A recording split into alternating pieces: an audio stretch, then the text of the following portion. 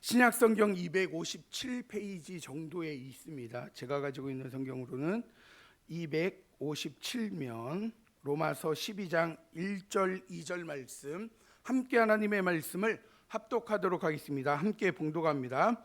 그러므로 형제들아, 내가 하나님의 모든 자비하심으로 너희를 권하노니 너희 몸을 하나님이 기뻐하시는 거룩한 산 제물로 드리라. 이는 너희가 드릴 영적 예배니라.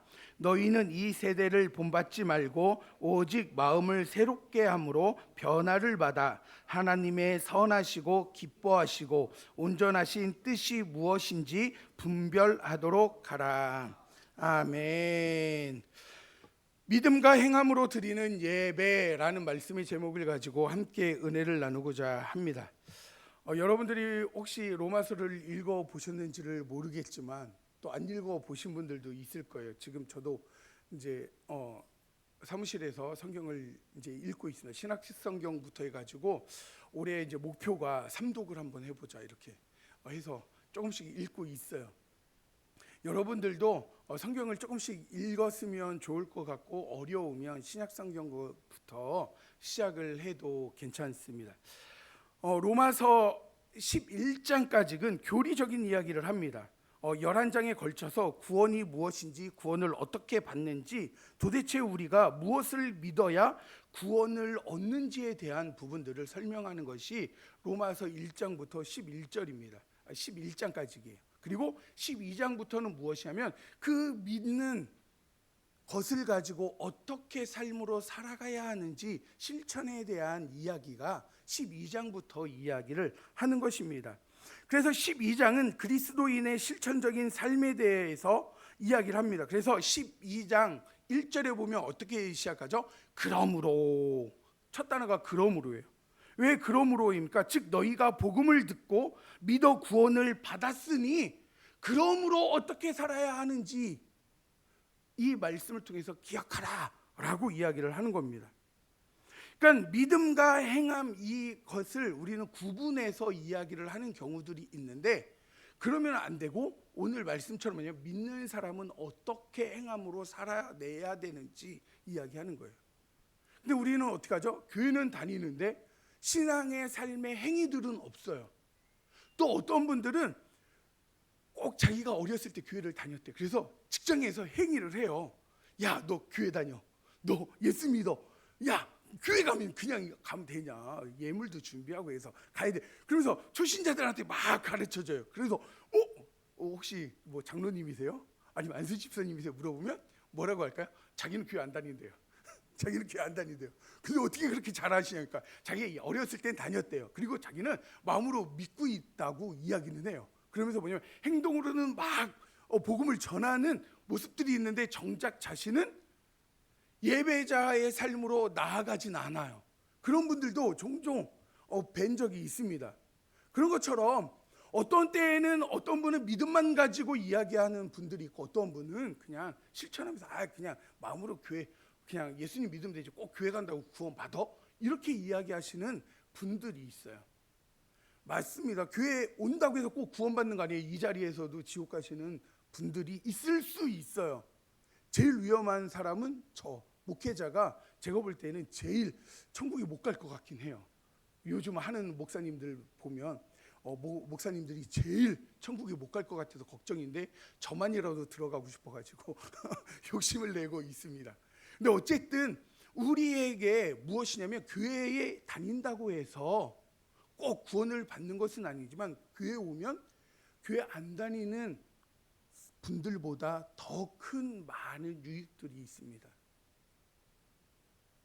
그것이 무엇이냐면 함께함이에요.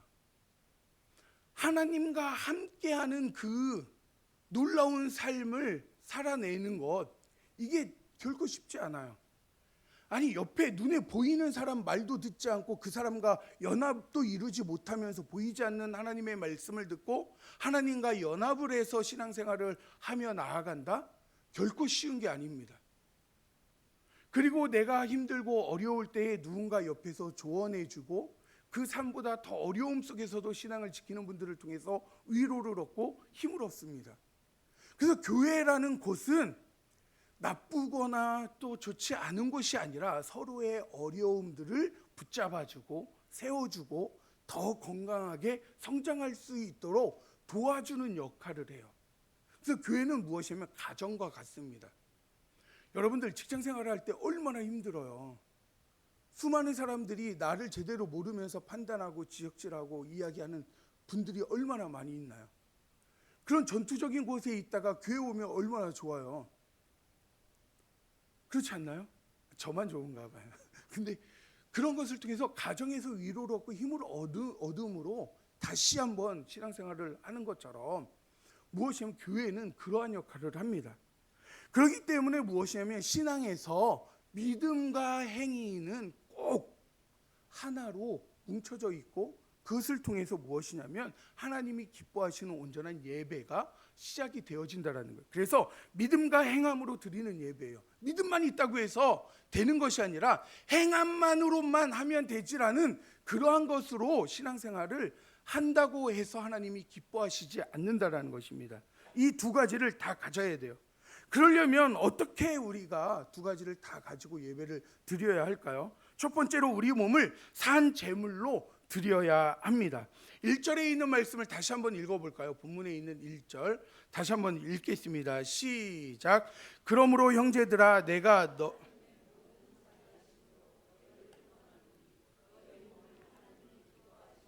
거룩한 산 제물로 드리라.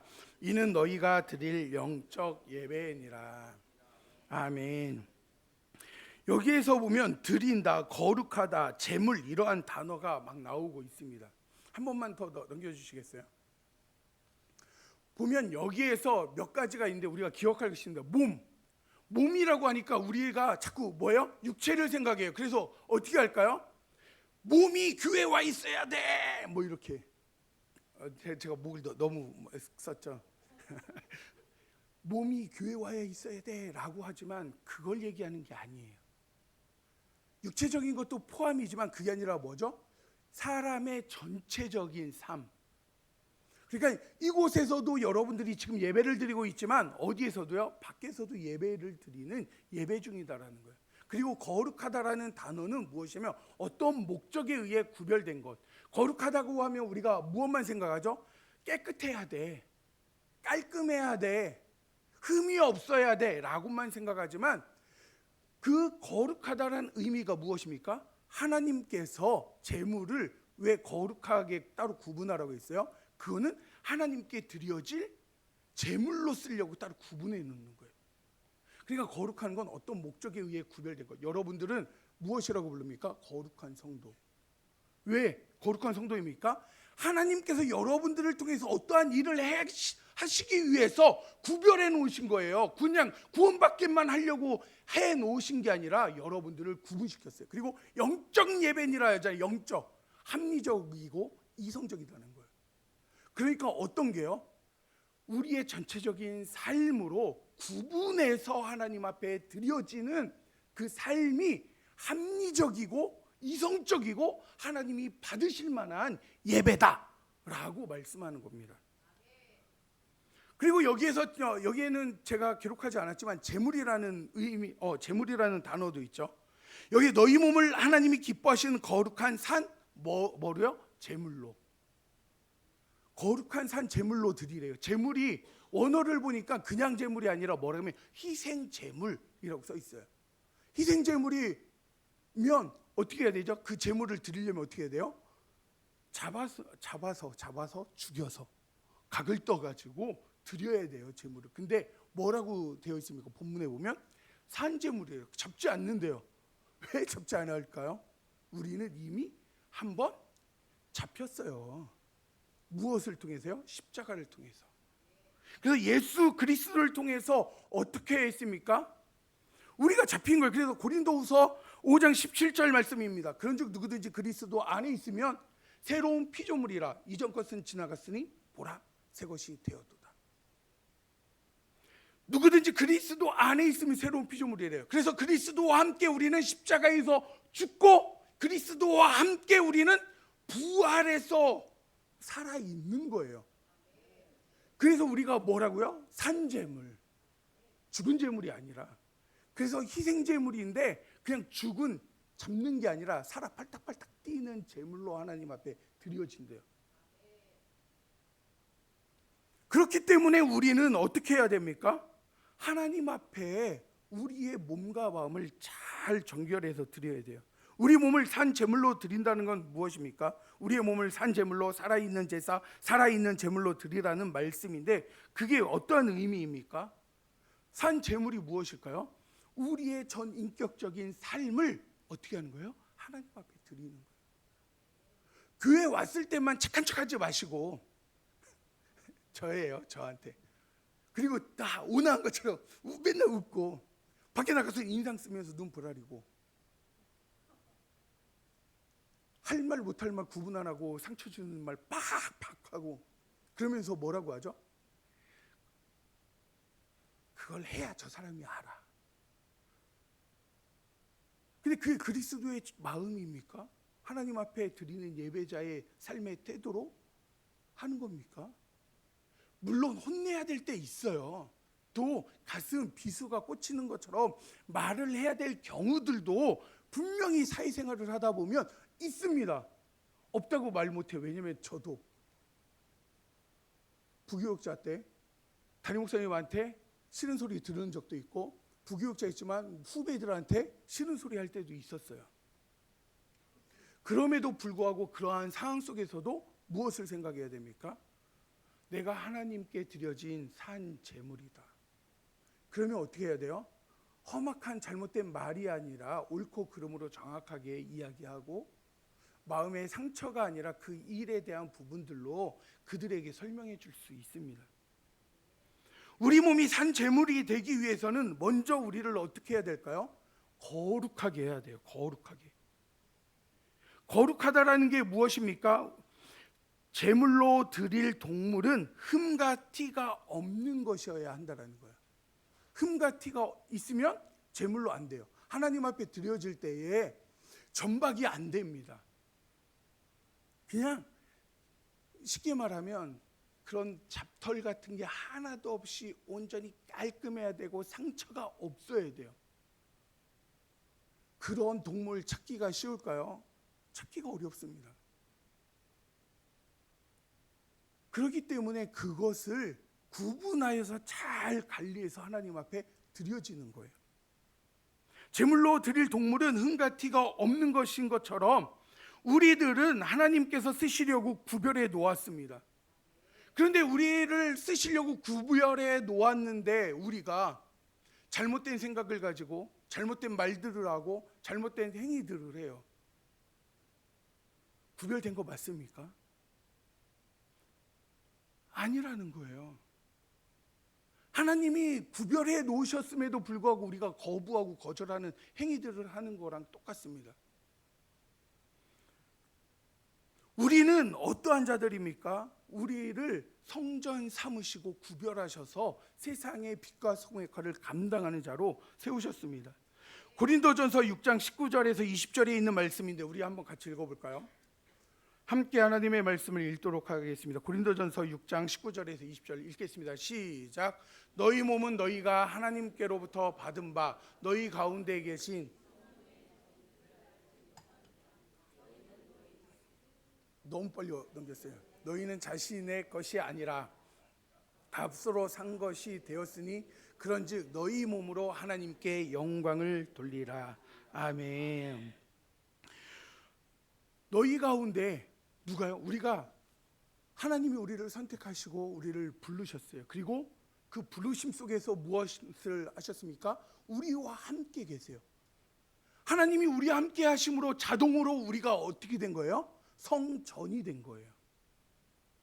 그래서 성전이 되었습니다. 그리고 그것이 내 거가 이제는 아니래. 왜냐하면 예수 그리스도께서 생명으로 핏값으로 우리를 사셨어요. 그래서 너희는 너희 자신의 것이 아니래요. 그리고 20절에 보면 뭐라고 합니까? 우리를 값으로 산 것이니까 너희 몸은 하나님 거야. 그래서 하나님의 뜻대로 살아야 돼. 하나님께 영광 돌려야 돼. 라고 말씀을 하는 겁니다. 우리가 예수님을 믿기 전에는 우리 몸을 불의의 무기로 죄로 저지르면서 살아왔습니다. 그러나 이제는 죄에 대해서 죽었고 하나님에 대해 살았습니다. 그래서 타락한 육신의 욕망과 목적에 따라 살아가는 것이 아니라 하나님의 뜻에 순종하며 살아가는 거예요. 그래서 내 몸은 이제 내 것이 아니에요. 내 몸은 누구 것입니까? 구별된 하나님의 것. 구별됐기 때문에 이제는 하나님께 드려지는 삶을 살아야 합니다. 우리 몸을 거룩한 산 제물로 드림으로써 하나님이 진정 기뻐하시는 의의 도구로 온전히 쓰임받는 저와 우리 성도님들이 되시기를 주님의 이름으로 축복합니다. 두 번째는 무엇이냐면 오직 마음을 새롭게 한다라는 거예요. 2절 상반절에 있는 말씀을 우리 한번 같이 읽어볼까요? 2절 상반절 함께 읽도록 하겠습니다. 읽겠습니다. 시작. 너희는 이 세대를 본받지 말고 오직 마음을 새롭게 함으로 변화를 받아 변화를 받아가지기예요. 상반절. 너희는 제가 가로치고 더 이상이라고 했죠. 영어 성경에 보면 더 이상이 들어가 있어요. 그러니까 더 이상 이 세대를 본받지 마. 이 세대를 더 이상 본받지 마 라고 하는 거예요. 그런데 우리는 어떻게 하죠? 세상의 흐름이 달라졌어요. 목사님이 세상살이를 안 해봐서 몰라요. 그렇죠. 저도 세상살이 안 해본 지가 너무 오래됐어요. 그런데 그러한 마음이 있겠지만 성경에서 뭐라고 이야기합니까? 더 이상 이 흘러가는 세대, 악한 세대, 어그러진 세대 따르지 말고 어떻게 하라고 합니까? 오직 마음을 새롭게 함으로 변화를 받으래요. 변화받는다는 이 것을 우리가 기억해야 됩니다. 너희는 이 세대를 본받지 말라라는 게 뭐예요? 너 밑에 제가 노란색으로 해놨죠. 너희는 자기 자신을 이 세상과 동일시하지 말라. 이 세상과 동일시하지 말라는 게 뭐예요? 아니 목사님 세상이 변했는데요. 세상이 바뀌었는데요. 공부 안 하면 못 쫓아가요. 예배보다 더 중요한 거 주식을 배워야 되고요. 직장 생활을 해야 되고요. 또 공무원이 되어야 되고요. 무엇을 해야만 예배 드릴 수 있어요. 이게 뭐예요? 세대의 흐름대로 따라가는 거예요. 이 세상에 동일시하고 있어야 내 삶을. 그런데 성경은 뭐라고 이야기합니까? 그것과 동일시하지 말고 구분해서 살아라. 마음을 새롭게 하는 것입니다. 그렇다면 마음을 새롭게 하는 것이 무엇입니까? 마음을 어떻게 새롭게 하나요, 여러분들? 그냥 몸이면 때를 밀더라도 새롭게 하고 퐁퐁으로 기름 묻은 거 손 닦으면 되는데 어떻게 마음을 새롭게 할까요? 새롭게 하는 것은 두 가지밖에 없습니다. 무엇이면 오직 말씀과 기도. 말씀을 읽음으로 우리를 씻어내는 거예요. 기도를 통해서 우리를 온전하게 만드는 것입니다. 그래서 매일 말씀과 기도를 통해서만 우리의 심령이 새롭게 돼요. 그런데 우리는 그것을 잊어버리고 뭐라고 이야기할까요? 아, 이거 괜찮아. 그냥 일주일에 한 번만 예배드리면 되지. 아, 그냥 와서 말씀만 들었으면 그걸로 일주일 살아내는 것도 얼마나 힘든데. 그럼에도 불구하고 여러분들이 말씀을 조금씩 읽어야 돼요. 하루에 5분이라도 말씀을 읽고 5분이라도 기도하셔요. 그래서 5년 10년이 지나면 우리의 심령이 변화가 되어져 있을 것입니다. 새롭게 변화되는 것은 다른 것이 아니라 하나님을 향한 우리의 마음으로 말씀을 읽어서 받아들이고 그 말씀을 붙들고 기도하는 거예요. 우리가 이야기할 때 말씀을 붙들고 기도하라고 하면 종종 오해하시는 분들이 있습니다. 뭐라고 이야기하죠? 하나님이 우리에게 다 해주신다고 하셨잖아요. 그러니까 이 말씀대로 다 해주세요. 그래서 이거 계약서니까 약속. 하나님 약속 다 지키시는 분이잖아요. 복 주신다면서요. 이렇게 하시지 않았나요? 저도 이렇게 기도 많이 했습니다. 말씀 가지고. 하나님 너희는 마음에 근심하지 말라면서요. 왜 근심하게 만드는데요? 뭐 그렇게 기도 안 해보셨어요? 저만 막 불손하게 많이 기도한 것 같아요. 그런데 이 말씀을 붙잡고 기도한다는 것은 그런 의미도 있지만 그거는 뭐예요? 저 맨 뒤에 있는 거예요. 진짜 말씀을 붙들고 기도하는 것은 세상을 살아가면서 얼마나 우리 신앙에 부딪히는 게 얼마나 많아요. 하나님의 방법대로 살면 난 망할 것 같은데 어떻게 살라고? 말이 안 돼요. 하나님의 말씀을 살 수가 없는데. 그래서 뭐예요? 그 말씀과 세상의 부딪힘 속에서 그 말씀을 붙들고 기도하면 하나님 어떻게 살아야 됩니까? 두렵습니다. 무섭습니다. 힘을 주세요. 지혜를 주세요. 버틸 수 있게 해주세요. 그렇게 기도하면서 나가면서 씨름하는 그 기도를 이야기하는 거예요. 그래서 그 말씀을 붙들고 싸우며 기도했더니 어떻게 됩니까? 결국 하나님의 방법 안에서 놀라운 축복이 임하는 것을 경험하게 되어진다라는 거. 그래서 우리는 항상 기억해야 됩니다. 매일같이 우리의 마음을 새롭게 하고 하나님의 말씀 안에서 순종함으로 우리의 삶의 모습과 우리의 마음의 그릇들을 깨끗이 씻음 받아 아름답게 사용되어지는 귀한 주님의 자녀들이 되기를 주님의 이름으로 축복합니다. 세 번째로는 내 뜻이 아닌 하나님의 뜻대로 행해야 한다라는 거예요. 2절 하반절에 있는 말씀을 우리 한번 같이 읽어볼까요? 함께 읽겠습니다. 시작. 하나님의 선하시고 아멘. 자, 여기 이제 표시를 해놨죠. 하나님의 선하시고 기뻐하시고 온전하신 뜻이 무엇인지 분별하도록 하라. 분별하다라는 의미의 언어에서 보면 어떠한 의미가 있냐면 시험하다, 조사하다, 시험하여 알아내다, 증명된 것으로 받아들이다, 인정하다예요. 그 분별한다는 것은 그냥 눈으로 옳고 그름으로 하는 게 아니라 그것을 깊이 고민하고 삶으로 부딪혀서 깨달아서 이게 맞는 거구나 확실하게 증명된 거예요. 그러니까 하나님의 뜻을 어떻게 해야 됩니까? 정확하게 분별하는 것이 그냥 대충 이게 옳은 거니까 옳은 거야 라고 이야기하는 게 아니에요. 고민하고 부딪혀보고 시험하고 검증해서. 그래서 바울은 성도인 우리가 철저한 검증에 의해서 하나님의 뜻을 파악해야 한다라고 이야기하는 겁니다. 여러분들 하나님의 뜻을 알 수 있습니까? 옳고 그른 게 명확하면 알 수 있죠. 그런데 동으로 가라 서로 가라 어디가 옳은지 아십니까? 오는 길에 이제 오신 길이 어떤 길로 오셨는지 모르는데 동쪽으로 오신 분은 서쪽으로 가시고 남쪽으로 오신 분은 북쪽으로 가시라고 하면 뭐 하나님의 뜻이 거기에 있습니까? 거기 없어요. 솔직히 말하면 동으로 가도 되고요 서로 가도 되고요 아무 상관이 없어요. 근데 애매한 거는 우리가 정확하게 판단하지 못할 때 있잖아요. 그 어렴풋이 그냥 저거 그냥 하나님의 뜻이겠지 이렇게 생각할 때가 있는데 그런 것조차도 어떻게 하라고 말씀하시는 거예요? 하나하나 검증하라는 거예요.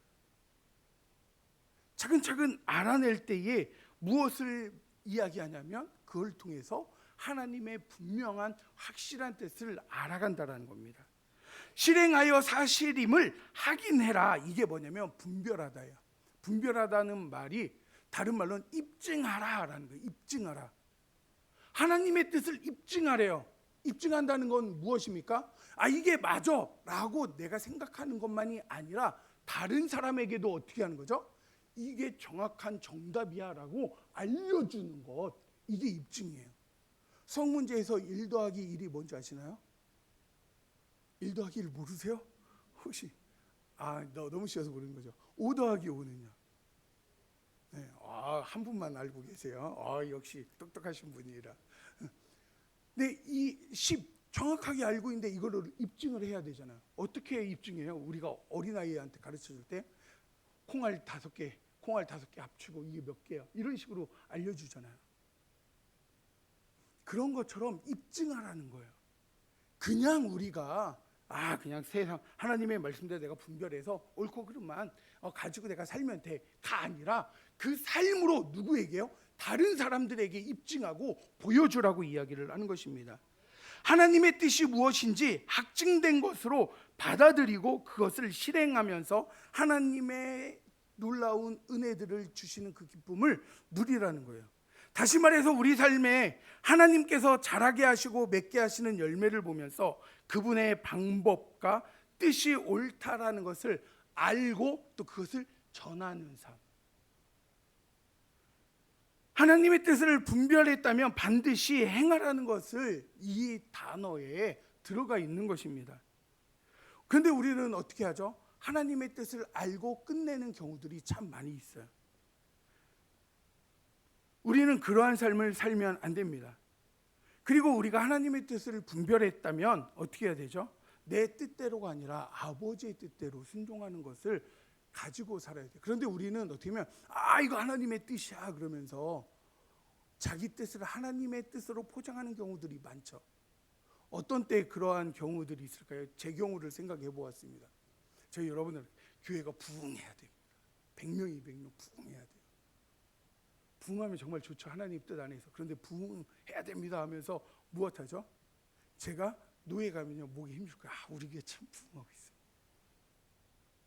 여기에선 여러분 뜻처럼 포장을 하지만 다른 데에서는 내가 한 것처럼, 그리고 내가 더 좋은 자리에 있는 것처럼 이야기합니다.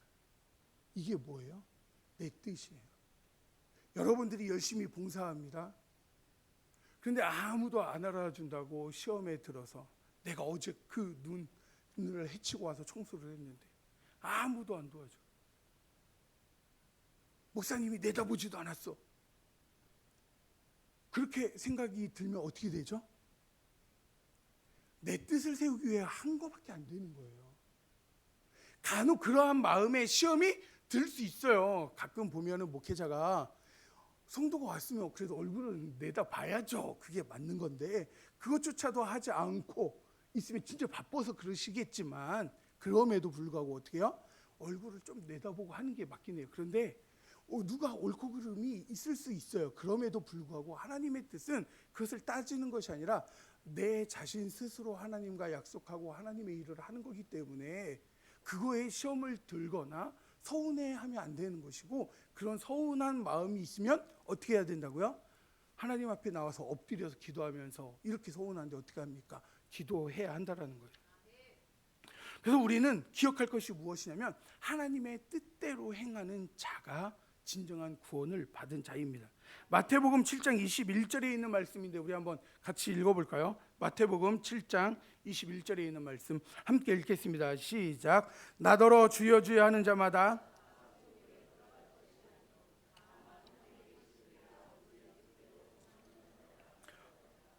아멘.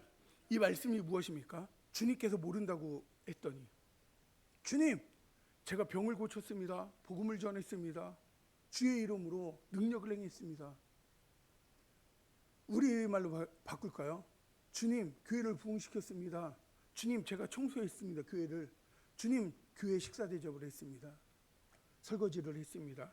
어려운 이웃을 도와줬습니다. 교회가 하는 모든 일이에요. 그런데 거기에 무엇이 빠진 거죠? 주님의 뜻. 거기에 내 뜻이 들어감으로 문제가 생긴 거예요. 주님이 그것을 한다고 그걸 하지 말라고 이야기하시는 게 아니라 무엇입니까? 그 일을 하는데 너의 욕심으로 하느냐, 너를 드러내기 위해 하느냐, 너의 명예 때문에 하느냐, 그것이 아니라 하나님의 뜻 안에서 그 일을 행하느냐라고 말씀하는 것입니다. 단지 행하는 것이 중요한 것이 아니라 아버지의 뜻대로 행하는 자라야 천국 백성이 될 수 있다라고 말씀하고 있습니다.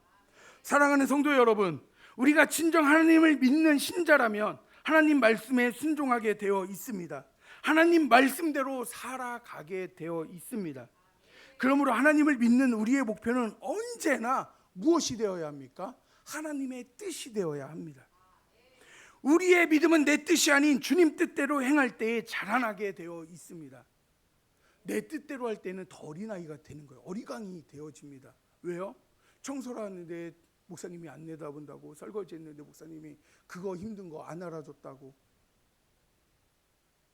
자꾸 이 얘기해서 하시는 분들 죄송합니다. 여러분들 그 누구도 얘기한 건 없어요. 그냥 쉽게 예를 들으려고 한 거예요. 혹시나 저거 누가 내가 얘기한 거 들었나 이렇게 생각할 수도 있지만 아무도 저한테 얘기하시는 분 없어요. 시험에 들었던 거 회개하시고 잘 빨리 돌이키시기를 바라지만 절대 없습니다. 예를 들어서 하는 거예요. 우리가 하나님의 뜻을 가지고 나아가야 됩니다. 하나님을 믿는 우리의 목표는 언제나 무엇이 되어야 한다고요? 하나님의 뜻을 행하는 것이 목표가 되어야 합니다. 이제 말씀을 믿습니다. 사랑하는 성도 여러분, 하나님의 삶은 절대, 여러분의 삶은 절대 가치가 없는 삶이 아닙니다. 하나님께 드리기 위해 거룩하게 구별된 삶입니다. 고귀한 가치를 가진 여러분들입니다. 여러분의 삶의 어떤 영역도 예외 없이 모든 것이 하나님의 것임을 기억하시기 바랍니다. 그래서 물질의 일부가 아니라 여러분 자체 전부 다 하나님께 드리는 예배자임을 기억하시고, 또 어디에 있든지 내가 예배 중이라는 것을 생각하셔서 하나님이 기뻐하시는 아버지의 뜻대로 순종하며 살아가는 귀한 성도님들이 되시기를 주님의 이름으로 축복합니다. 우리 같이 찬양하고 함께 기도하는 시간을 갖도록 하겠습니다. 이제는 우리 주 예수 그리스도의 은혜와 하나님의 깊으신 사랑과 성령님의 내주하심과 교통하심이 하나님께서 기뻐하시는 거룩한 산제물로 우리의 모든 삶을 드리며 하나님의 뜻대로 행하는 주의 구별된 백성으로 살아가기를 간절히 소망하는 모든 성도님들과 가정과 직장과 사업장 위에, 존귀한 청년들과 자녀들 위에, 교회를 위해 헌신하는 모든 손길을 위해 이제로부터 영원토록 항상 함께 있어야 할지어다. 아멘.